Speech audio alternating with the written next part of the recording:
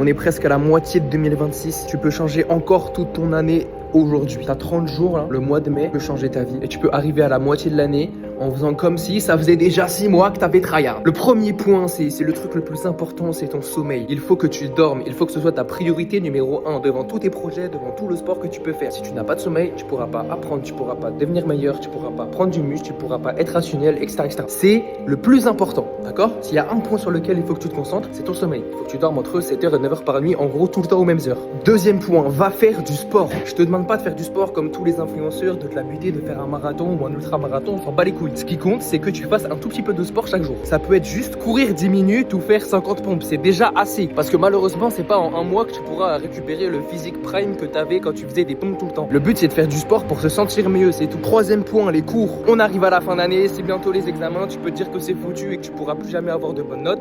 Mais je vais t'expliquer comment on peut en avoir. Le cheat code pour les cours, c'est de comprendre qu'il faut pas que tu apprennes le cours, mais il faut que tu apprennes comment avoir une bonne note. Je t'explique la nuance. Exemple sur un cours, je sais pas moi, de physique. Le but, c'est pas de comprendre comment ça fonctionne les atomes. Le but, c'est comprendre comment est-ce que tu pourras te servir des connaissances sur les atomes pour avoir un 20 sur 20. Concrètement, ça veut dire qu'il faut que tu arrêtes d'orienter tes révisions vers apprendre, mais il faut que tu les orientes vers t'entraîner à ce qui va tomber le jour de l'examen. Tu peux avoir les meilleures connaissances du monde, tu peux connaître ton cours sur le bout des doigts. Si tu t'es jamais entraîné au sujet qui va tomber, tu vas forcément avoir une note de merde. Parce que quand on commence quelque chose pour la première fois, on n'est pas des génies, on est nul et c'est normal. Quatrième point, les projets. On a tous un petit rêve dans notre tête. Là, je sais pas, t'as envie de devenir TikToker, t'as envie de devenir rappeur, t'as envie de faire du montage, enfin bref, ce que tu veux. Commence à le faire. Définis une action, juste une action à faire dans les 30 prochains jours qui va te rapprocher de ton objectif. Exemple, si t'as envie de commencer à écrire du contenu, je te demande pas de faire 500 vidéos, je te demande d'en faire une seule. L'idée, c'est de te lancer, c'est comme un tremplin. Cinquième point, le mindset. Il faut que tu aies un mindset beaucoup plus fort et pour ça, c'est pas compliqué, il faut que tu te confrontes à de la difficulté. Choisis une action inconfortable à faire chaque jour. Ça peut être du sport, ça peut être une douche froide, ça peut être parler à des gens, ça peut être écrire, enfin j'en sais rien, un truc inconfortable. Et surtout, tu peux t'abonner puisque